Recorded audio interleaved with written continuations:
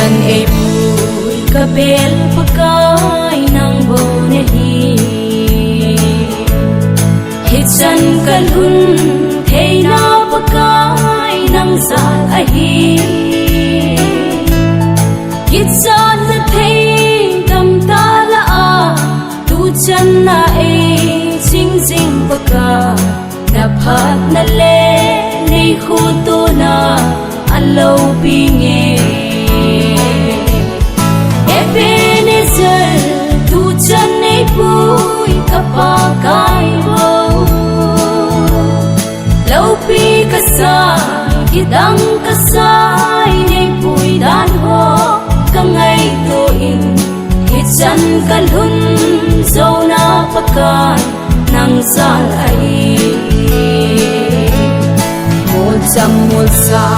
anei tu in nei kai hoi le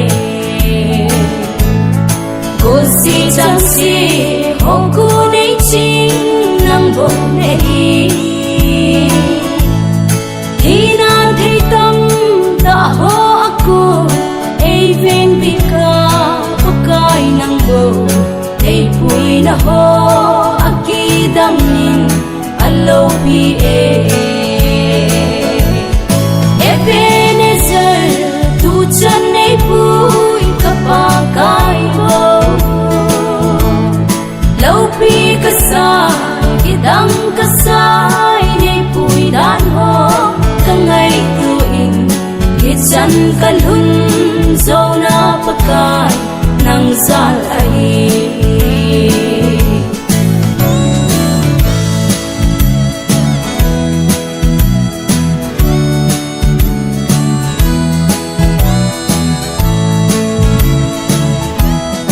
kahat na si aga zo ding ima umlo kaphat na si aga chan ding ima umlo ipi kahi mo ka pakai ka in sum song ipi a ichan chan na nei pui hui alo bi e Ebenezer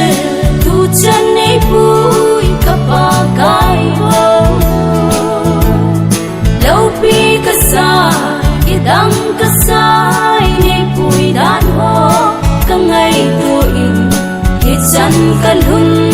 zo na pakai nang zal ai